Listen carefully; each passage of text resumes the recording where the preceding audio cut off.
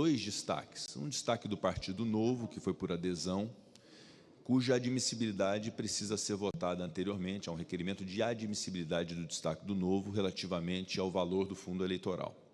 E há um requerimento também de destaque do Republicanos do Senado, que tem o mesmo teor, embora com características diferentes, mas tem o mesmo teor relativo também ao aumento do valor do fundo eleitoral. Esse prescinde de requerimento de admissibilidade. Muito bem. A proposta que faço é que possamos ter uma concertação em relação à aprovação da LOA, restringindo, nesse instante, até pela natureza dos destaques, a controvérsia quanto ao fundo eleitoral. Eu gostaria muito até de fazer um esclarecimento, em razão de diversas notícias havidas quanto à minha posição em relação ao fundo eleitoral. Dizer, primeiramente, que, como presidente do Congresso Nacional, eu tenho absoluto respeito a algo que é sagrado para nós na Casa Legislativa, que é a vontade da maioria.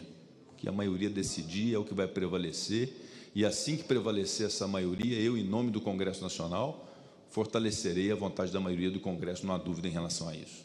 Segundo lugar, eu reconheço o trabalho da Comissão Mista de Orçamento, que foi um trabalho muito dedicado, muito difícil até, uma matéria muito árida, a comissão conduzida pela senadora Daniela Ribeiro e com muito esmero pelo relator, deputado Mota.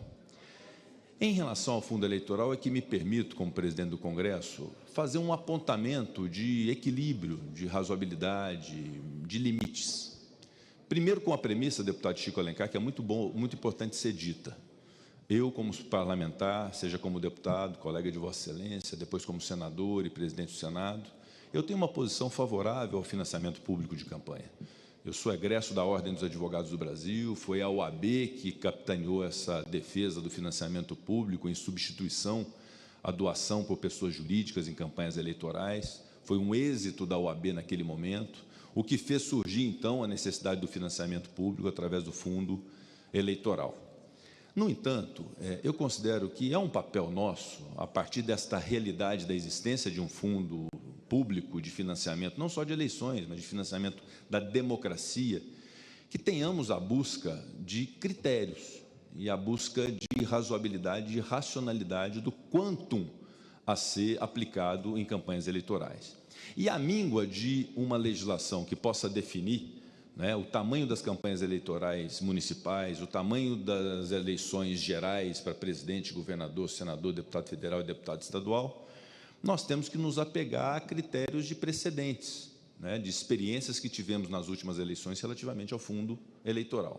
De modo que eu considero mais razoável, mais equilibrado, que nós tenhamos, até para prevalecer a lógica do financiamento público de campanhas, que possamos ter uma lógica de atrelar o reconhecimento de que no ano que vem nós teremos eleições municipais e que 4 anos atrás nós fizemos eleições municipais no Brasil com um fundo eleitoral.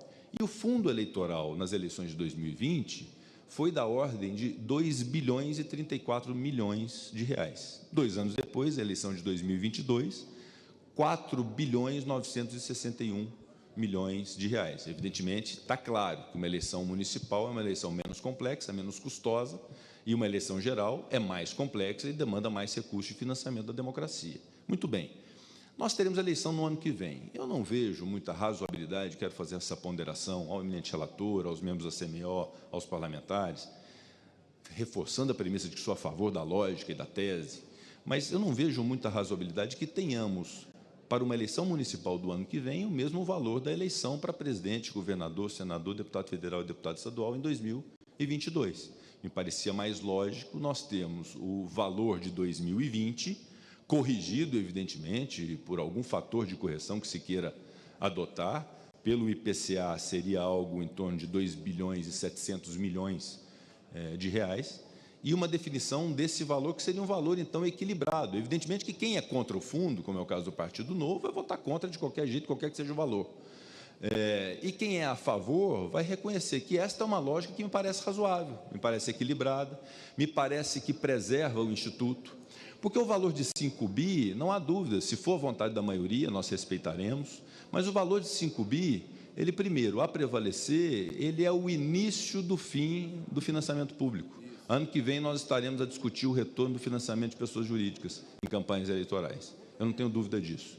E, segundo lugar, nós precipitaremos, naturalmente, com esse custo das eleições, porque se foi 5 bi a municipal, e perdoe, em 2026, ao invés da correção de 2022, nós vamos ter, se for pelo mesmo percentual de aumento, 12 bilhões de reais de fundo eleitoral para 2026, se estabelecer a mesma lógica.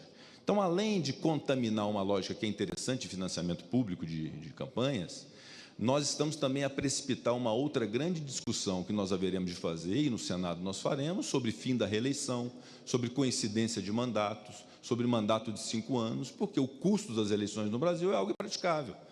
Não é? Só a justiça eleitoral custa algo da ordem de 10 bilhões por ano, independente de existir eleição ou não. Então, imagino que representaria a coincidência de mandatos, mandato de 5 anos, fim da reeleição, como redução de valor de fundo eleitoral, como redução de custo da justiça eleitoral no Brasil.